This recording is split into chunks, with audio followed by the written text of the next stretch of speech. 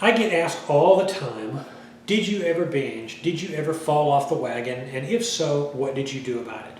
Well, I never did that. And the reason was I was too focused and too driven to see the new me come about. I did not want to ever fail because I was so sick and my ability to set goals so high that I said, come hell or high water, I'm going to be under 300 pounds. That was my first goal. So that's why it never happened with me. That said, you may or may not possess the same drive or focus I have. You may possess more. But if you don't, that's okay too. I get emailed by a lot of people who they're giving OMAD their 4th, 5th, or 6th try, and that was it for them. They finally dropped their 80 or 100 pounds or whatever number they wanted to get to. So it can happen. But here are two very important rules to keep in mind. Number one, act like nothing happened. If your meal is at noon, if that's your normal meal time, and you splurged up till 3 a.m. drinking beer and eating pretzels and whatnot, that's fine. Act like nothing happened. Try not to talk about the event or think about the event, just move on. Why do I say that? Because if you've been doing OMAD for any length of time, and then you have some level of a pattern established. So you're going to go forward and you're going to keep relying on the same pattern you set. And again, one mess up, one boo-boo, one little step against the grain is not a pattern. It's when you repeat. So that's why I say no back-to-back splurge days.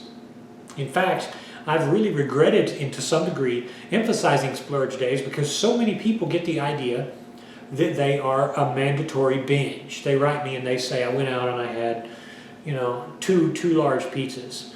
Why would you do that? You don't have to do that. But if you do that, a binge session once is still better than repeating a pattern. So move on like nothing has happened. Just go about your day and get back on track without fail, because chances are you'll lose even more weight. If you don't, you'll stay the same, or you might even lose. It's one infraction. Just make sure it doesn't happen. Again, more on that in a second. Number two, see it as an investment in your learning. So here's what I mean by this.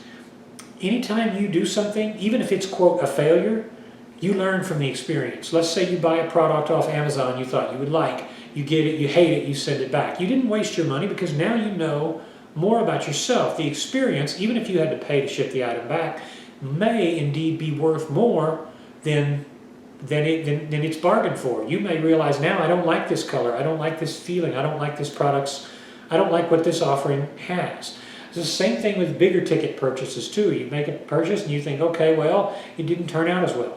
Or it may be like for you, meeting someone for a date.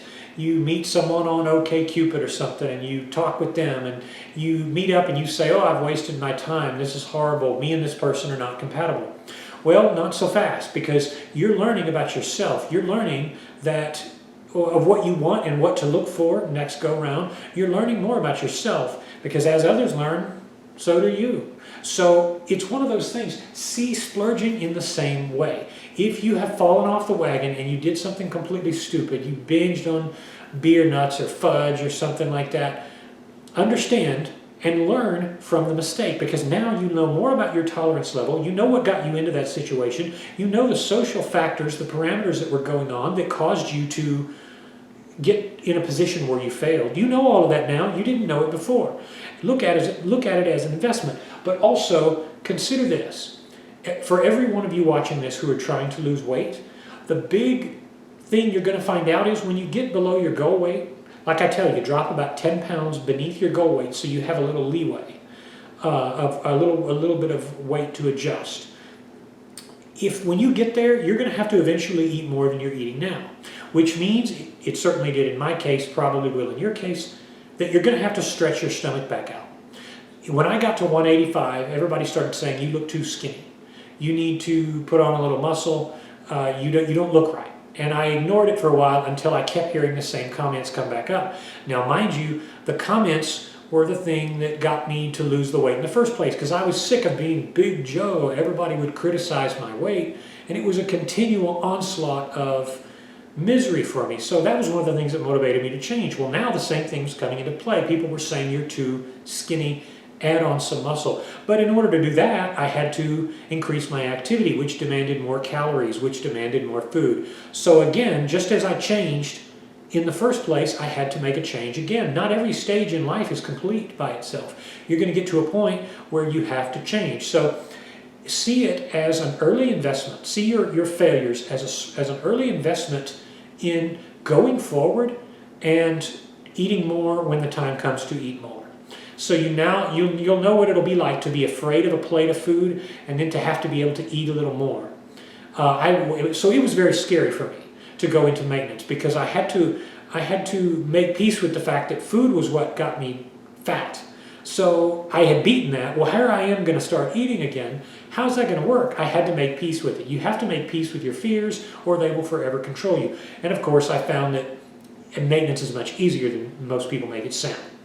That said, it is important to realize what caused your downfall. Don't let that go. If you apply these things and go about a successful binge recovery and keep making progress, the thing you have to realize is, I call it the ant principle. When you see one ant in the kitchen, is there just one ant? No, of course not. There are other ants there. You just haven't, they're not visible to you. It's the same thing with your binge. If the tendency is there for you to fail, then it's going to reoccur. It's going to happen again. I've said before, what works on your best day, the motivation that you have on your best day has to be there on your worst day, or you will fail and forever be a fat statistic. So know where you failed and why you failed and learn from that mistake.